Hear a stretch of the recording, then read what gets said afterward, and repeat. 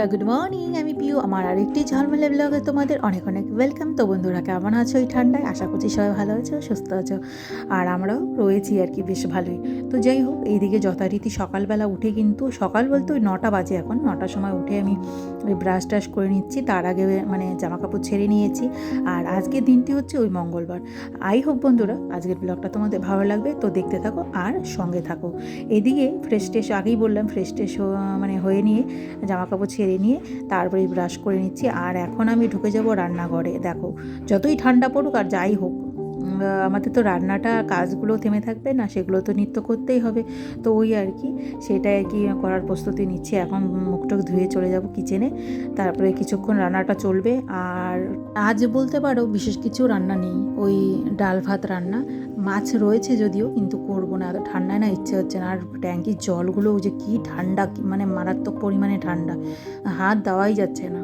তো যাই হোক, সেগুলো দেখলে তার হবে না, কাজটা তো করতেই হবে, যেইটুকুনি করি। তো এইদিকে এই যে দেখো, আমি কিন্তু বসিয়ে দিয়েছি।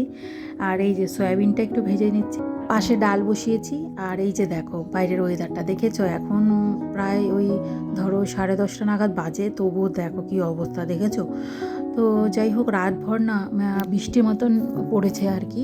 এগুলো যদি পাহাড়ে হতো বলতো বরফ পড়েছে, তো আমাদের এদিকে তো ওরকম হয় না, তো আমরা বলি বৃষ্টি হচ্ছে। তো যাই হোক, আর এই সয়াবিনটা কেন ভাজলাম? সয়াবিনটা ভাজলাম কারণ পাঁচমিশালি তরকারিতে সয়াবিনটা দিলে না আমার খুব ভালো লাগে খেতে, মামার পাপাও পছন্দ করে।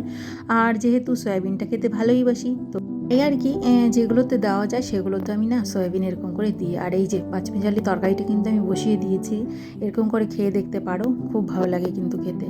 তারপরে না, আজকে ওই বললাম যে ডাল ভাত, তাই জন্য ভাবলাম আমার বাবার জন্য একটা ডিম অমলেট করে দিই, খেতে পারবে।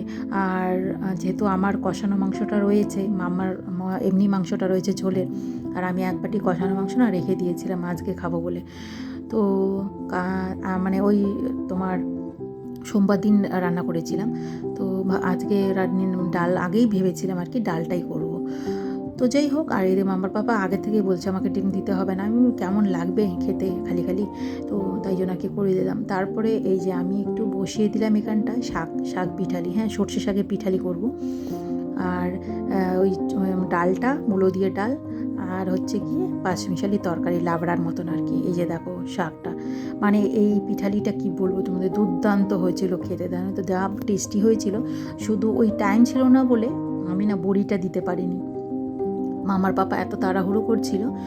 আর ছিল একদমই সাদামাটা খাবার। এই যে দেখো, লাবড়া তরকারিও বলতে পারো, পাঁচমিশালি তরকারিও বলতে পারো, যেটাই বলো আর কি। তারপরে মূলো দিয়ে ডাল, আর এই হচ্ছে গিয়ে সর্ষে শাকের পিঠারিয়ে, দেখতে পাচ্ছ কতটা লোভনীয় হয়েছিল দেখতে, খেতেটাও দুর্দান্ত হয়েছিল। আর তারপরে মামার পাপা চলে গেছিলো।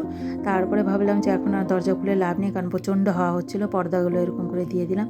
আর লাইটটা অন করে রেখেছিলাম, চলো লাইটটাও অফ করে দিই। আর ওই পর্দা দিলে একটু অন্ধকার হয় বলে, এই যে দেখতে পাচ্ছ একটু অন্ধকার হয়ে গেল। বলতে পারো এখন আমার সব থেকে বড় কাজটা কমপ্লিট হয়ে গেছে। আর এখন আমি আরাম করে বসে খাবো চা। এই যে দেখতেই পেলে কতটা পরিমাণে জল দিয়েছি। আজ ভেবেছি ঠান্ডা বলে একটু বেশি আমি চা খাবো। আর চা খেতে সকাল টাইমটা বেশ ভালোই লাগে, বিকেলে খুব কম খাই বলতে পারো। তো এইদিকে আমার কিন্তু চাটা অলমোস্ট হয়ে এসছে। এই যে দুধটা ঢেলে দিলাম, আর একটু কড়া করেই বানালাম, যেহেতু একটু লেট হয়ে গেছিলো, প্রায় ধরো ওই 11টা বেজে গেছে এখন। তো চলো চাটা খাবো। চাটা খেয়ে দেখো কালারটা দেখেছো কতটা সুন্দর এসছে। তো চলো চাটা খেয়ে একটু ফ্রেশ হয়ে তারপরে কাজে আবার হাত দিব। আর এতক্ষণ কি বলবো তোমাদের, মানে হাত দুটো যে কি পরিমাণে ঠান্ডা হয়েছিল। তো চলো চাটা খেয়ে নিই। আর তারপরে চা খেয়ে এই যে আমি কিন্তু ঘর গোছাতে চলে এলাম। মাম্মা উঠে গেছিলো, মাম্মা উঠে চলে গেছে ফ্রেশ হতে। আর এইদিকে আমি ঘরটা একটু ঝটপট করে গুছিয়ে নিই। কম্বল টম্বলগুলো এরকম ছেঁড়া বেড়া হয়ে থাকলে না একদম বিরক্তি লাগে বলতে পারো। ঘরটা সব থেকে আগে, বিছানাটা যদি ঠিকঠাক থাকে না, আমার মনে হয় অনেক শান্তি লাগে। আর বিছানা যদি এলোমেলো থাকে না, মাথাটা যে কী গরম হয়, মানে ভীষণ রকমের গরম হয়। তো চলো ওগুলো কথা বলে আর লাভ নেই, যেটা বাচ্চা বাড়িতে থাকলে সেটা হবে। আর আমার মাম্মা বলতে পারো অনেকটাই কম করে এগুলো, ও জানে যে মা এগুলো রেগে যায়। আর দেখতে পাচ্ছ একটা পর্দা কিন্তু আমরা সরিয়ে দিয়েছি, কেন জানো তো? দুটো পর্দা দিয়েছিলাম, ভালো লাগছিল দেখতে। আর দুটো পর্দার জন্য না ওই স্প্রিংটা বলতে পারো খুলে পড়ে যাচ্ছিলো আর লুজ হয়ে যাচ্ছিলো। তো তাই ভাবলাম যে না থাক, একটাই দিই তাহলে। তো একটাই রেখেছি, একটা খুলে রেখে দিয়েছি। আর এইদিকে চলো এই যে ঝটপট করে মশারি টশারিগুলো এইদিকে আমি রেখে দিলাম ভাঁজ করে। আর এই যে চাদরগুলো আজকে ভেবেছি চাদর আর গায়ে দিব না, কারণ এত ঠান্ডা পড়েছে, লেপ বের করবো, তো ওই জন্য ভাঁজ করে আর কি রেখে দিলাম। এটা কি বলো তো, ওই কম্বলের উপরে না দিলে হাওয়াটা ঢোকে না আর কি, ভালো লাগে। তো এই একটু পরিষ্কার টরিষ্কার করে নিলাম। আর এই যে মাম্মাকে এখন গরম জলটা ভরে দিব। আর আমিও না জানো তো গরম জল খাচ্ছি, ওই রাতের দিকে বলতে পারো খাচ্ছি, কিন্তু দিনে খাচ্ছি না। আমি এত বারবার খেলে পরে না গরম জল আমার অসুবিধা হয়ে যায়। তো যাই হোক, মাম্মাকে খেতে দিয়ে এই যে চলে এলাম রান্নাঘরে। আর আগের থেকেই দেখতে পাচ্ছ আমি কিন্তু অলরেডি সব বাসন টাসন মেজে নিয়েছি। আর এইদিকে শুধু মোছামুছিটাই বাকি ছিল, সেগুলোই করব। আর কি বলো তো, তখন হাতটা ভেজা ছিল বলে না ভাবলাম ভেজা থাকবে, আর যেহেতু আজকে প্রচণ্ড ঠান্ডা, সেহেতু বারবার করে হাত শুকিয়ে গেলে গরম হলে তখন না হাত দিতে ইচ্ছা করে না, তাই ভাবলাম যে হাতটা ভেজা যখন একদম মেজে ফেলি। তারপরে এই যে মোছামুছি শেষ, চলো এখন আজকে বলতে পারো এক রকমের বেছে বেছে কাজ করা, কারণ এই ঠান্ডায় না ওই মোছামুছি করব, ঘর শুকাবে না, তাই ভাবলাম যে এই ঘরটা একটু ভালো মতো ঝাড় দিয়ে দিব। কিন্তু এই যে ঘরটা আমি মুছবো না আজকে, আর যেহেতু ওই ঘরটা গোপাল সোনা থাকে, সেহেতু আমাকে তো মুছতে হবে, পুজো দিতে হবে, আর আমাকে তো স্নান করতে হবে। আর আমি বলতে পারো স্নান ছাড়া একদিনও থাকতে পারি না, যত ঠান্ডাই হোক। আর বলতে পারো যদি বরফও পড়ে আমাকে স্নান করতে হবে, আমার না একদমই ভালো লাগে না স্নান না করলে পরে। তো এই যে দেখতে পাচ্ছ লাইট কিন্তু জ্বলছে ঘরে, নয়তো এত অন্ধকার হয়ে থাকে না। আর পর্দাগুলো মানে সরিয়ে রাখলে পরে এত হাওয়া ঢুকে, তখনও ভালো লাগে না, তাই ভাবলাম যে লাইটটাই অন করা থাক, আর দরজাটা তো দেওয়াই থাকে। এখনও একটু ঝেড়ে নিচ্ছি বলে দরজাটা খুলেছিলাম আর কি। তো চলো ঝটপট করে কাজগুলো সেরে নিই। আর জানো তো বন্ধুরা, আজকে দুদিন থেকে মাম্মাকে স্নান করানো হচ্ছে না, সঙ্গে আমার গোপাল সোনারও কিন্তু দুদিন থেকেই স্নান হচ্ছে না। যাও বা ভেবেছিলাম আজকে করাবো, আর আজকে ঘুম থেকেই উঠে দেখছি যে এত কুয়াশা আর এত ঠান্ডা আর এত হাওয়া সঙ্গে, মানে সম্ভবই না। তো ও দুদিন থেকে হচ্ছে না, কাল দেখি কি করানো যায়। আর কাল ঠান্ডা থাকলেও করিয়ে দিতে হবে আর কি, কারণ মাম্মাকে আবার বেশি দিন স্নান না করালে মাম্মা না রাতে ঘুমাতে চায় না। এমনিই তো ঘুম কম মেয়েটার আমার, তার উপরে যদি স্নান না করায় একদম ঘুমাতে যাবে না। তাও যেন কালকে তেল দিয়ে দিয়েছিলাম বলে ঘুমিয়েছিল, আর আজকে কী বা করে সেটাই দেখার। তো যাই হোক, কালকে রোদ উঠলে আর কি করিয়ে দেবো, না উঠলেও ভেবেছি করাতেই হবে। আর এই দিকে তারপরে আমি ঘরটারগুলো ঝাড়ু দিয়ে নিলাম ভালো করে।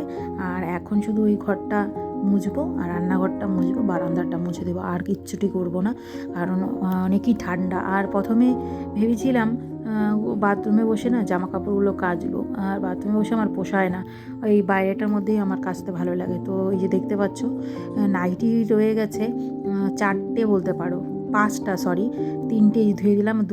দুটো হচ্ছে এই যে আমি যেরকম পরে রয়েছি উলিকোটের, এরকম একটা রয়েছে, আর একটা হাউস কোট উলিকোটের রয়েছে, সেগুলো আর আজকে ধোবো না, সেগুলো দেখি রোজ যেই দিন উঠবে সেই দিন আর কি ধোবো ভেবেছি।